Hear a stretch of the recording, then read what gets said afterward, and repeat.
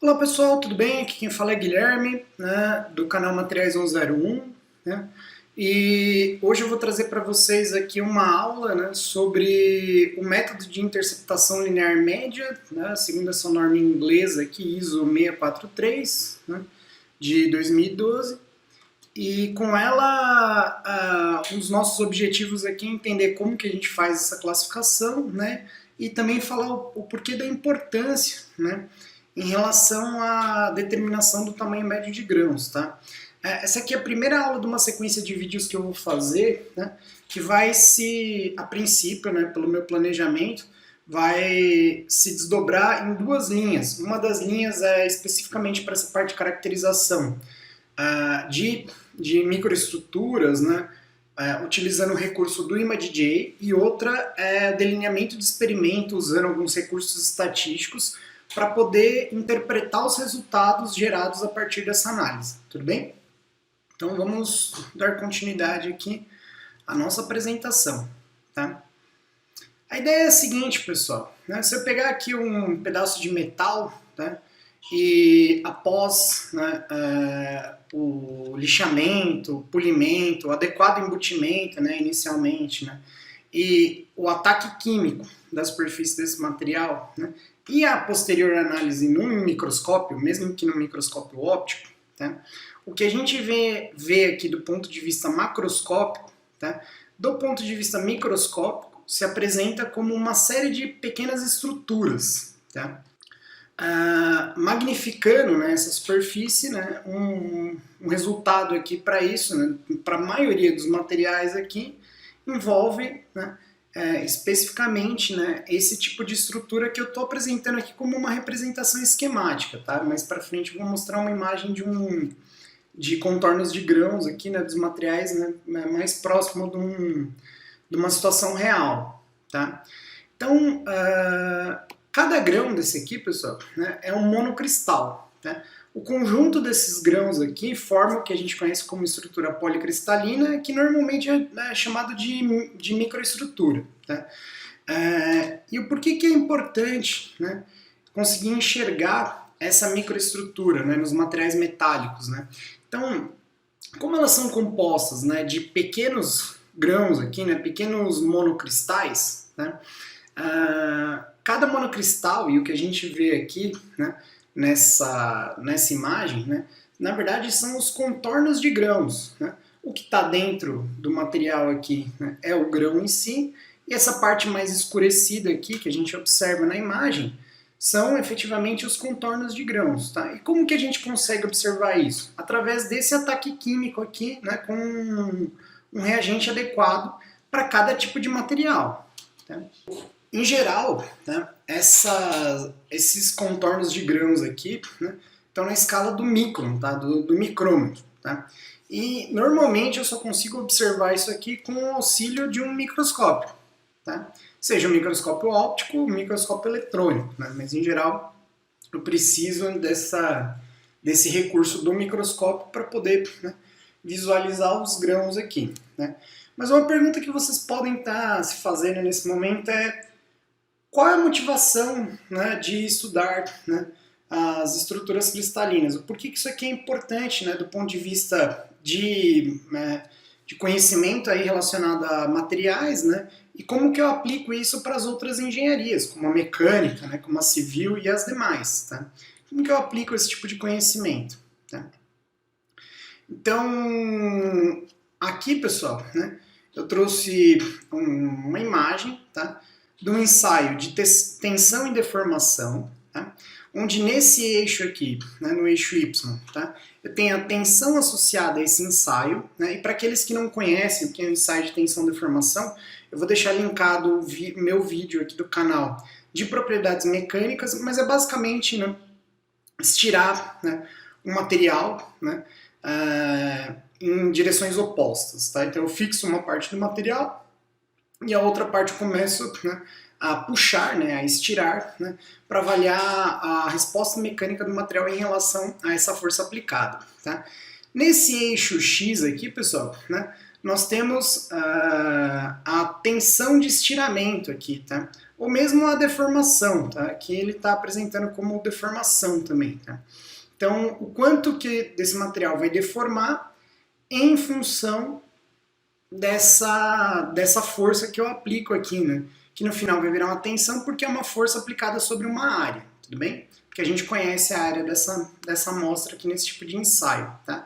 E o que entender aqui, né? O tamanho de grão médio, né, me permite, do ponto de vista de previsão das características mecânicas de um material, tá? Então, se vocês observarem, essa curva que está plotada aqui, né, de tensão-deformação em laranja, né, ela está vinculada a grãos com um pequeno tamanho um tamanho de grão médio, aqui pequeno, tá, para esses grãos, que seria o associado nessa primeira imagem aqui, tá, que eu coloquei em laranja, né?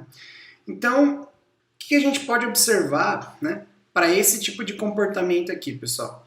Que a tensão de escoamento, que é a mudança entre deformação elástica para deformação plástica, onde eu tenho uma deformação irreversível no meu material, ela ocorre, né, com valores de tensões maiores. Tá? Então eu tenho uma maior tensão de escoamento aqui para esse material.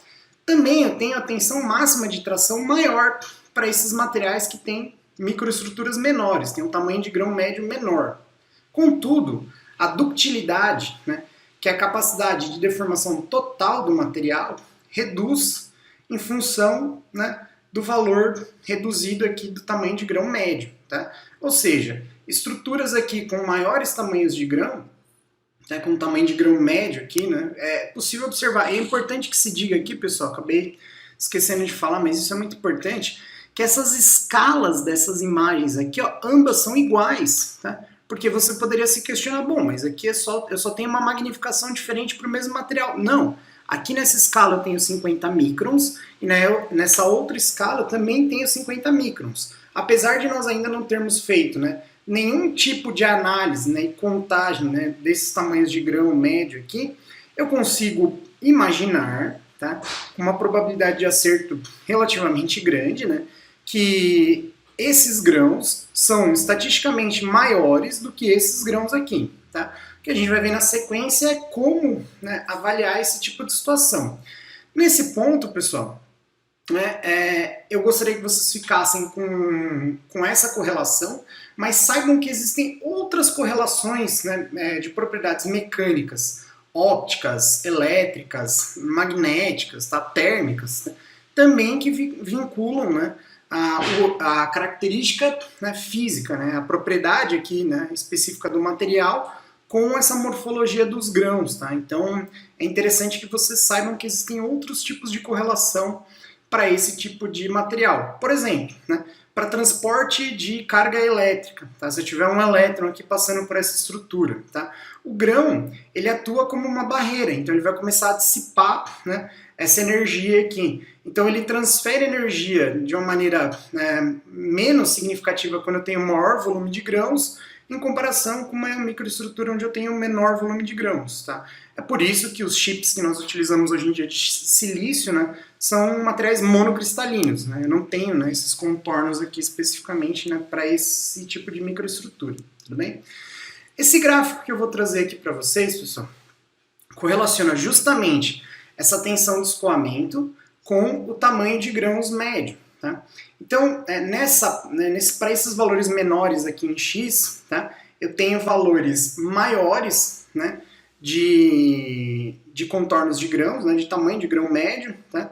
E para esses valores maiores eu tenho aqui valores menores, né, de tamanho de grão médio. E à medida que eu diminuo o tamanho de grão médio, né, eu aumento a tensão de escoamento. Então isso a gente já observou em função da curva tensão-deformação que eu apresentei aqui para vocês, mas fica uma outra evidência aqui para a gente conseguir avaliar. A técnica que nós vamos utilizar também é conhecida como interceptação de Hay, tá? De 1903 aqui, né? A publicação aqui dessa primeira hipótese em relação a isso, tá? E ela é chamada de interceptação linear média, né? O MLI aqui, tá?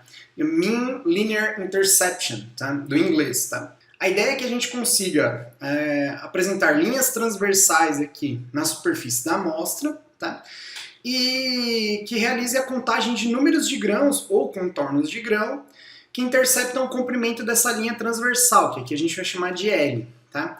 Então, a equação para a gente poder obter isso aqui, né, ela é dada em função da seguinte fórmula aqui, né? Esse MLI ou D aqui, né, o tamanho de grãos médio que a gente pode chamar aqui, é dado por L, tá? Que é o comprimento, né, da linha transversal, dividido, né, por ou o número de grãos interceptados, tá? Que é o N, ou o número de grãos atravessados. Tá? Isso aí é um pouquinho confuso, mas eu espero que até o final da aula a gente tenha essa definição clara. Tá? Eu tenho outro slide que a gente vai discutir um pouquinho melhor essa parte específica. Tá?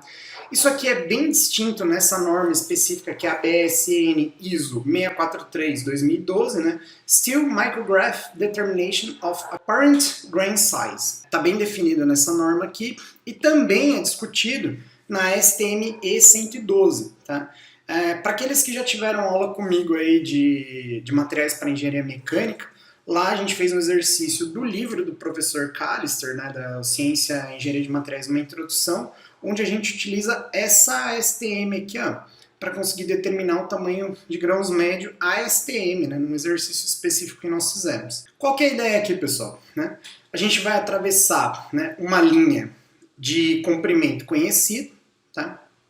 Na superfície do material, e com essa linha, né, nós vamos contar, né, vamos contar aqui, né, ou o número de grãos interceptados, ou o número de contornos de grãos atravessados, né, nessa superfície específica. Como que a gente vai fazer isso? Tá? Para fazer isso, a gente vai ter que seguir esse passo a passo aqui para determinar o número de grãos interceptados. A gente vai começar pelo N, eu vou mostrar como é que funciona e depois eu vou mostrar como é que é o P. Tá?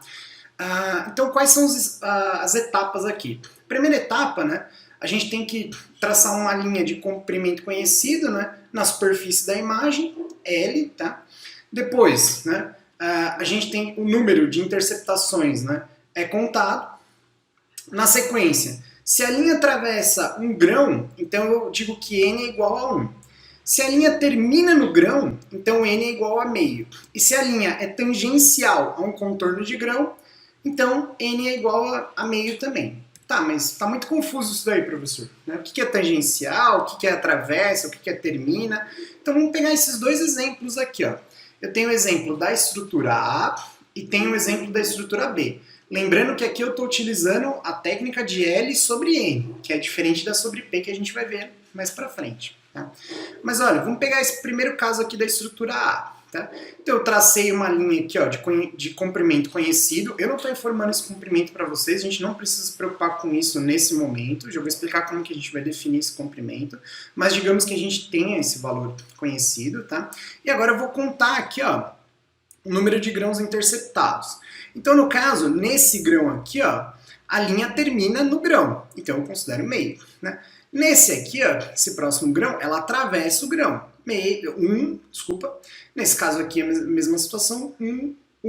Bom, professor, e aqui, ó, por que aqui considerou meio, né, nesse primeiro ponto? Porque aqui, pessoal, é um ponto tríplice, tá? Se eu magnificar esse ponto aqui, né, nessa junção aqui, na verdade, ela está tangenciando, né, todos esses contornos de grão, tá? Então é por isso que eu considero esse ponto aqui meio, tá? E aqui, como a linha termina num grão, eu também considerei meio. Se eu somar esses valores aqui, eu vou chegar nesse valor de N de 5,5. Tudo bem? Agora vamos analisar essa estrutura B. Tá? Tracei aqui, ó, mesma linha, né, sobre a superfície da amostra. Tá? E aqui nesse caso, né, eu estou considerando, tudo bem, eu não tenho o final dessa imagem, né, mas eu estou considerando que esse grão iria se encerrar nesse ponto. Então a linha termina, né, cruza ele totalmente. Tá? Então eu tenho 1, mais 1 aqui. Aqui eu estou considerando que é um ponto tríplice. Nesse ponto eu tenho um outro grão, que é 1, né? 1. Aqui, né? Um ponto 1 também está cruzando o grão. 1, meio, ponto tríplice, né? Tangenciando. 1. E aqui como termina no grão, né? Não tenho mais a imagem para poder imaginar onde que esse grão vai terminar aqui, se a linha termina antes ou depois, eu estou considerando que termina no grão. Tá? Então, somando isso daqui, ó, eu tenho valor de 10,5. Né? Então, que resultado que isso aqui, né, me apresenta, pessoal?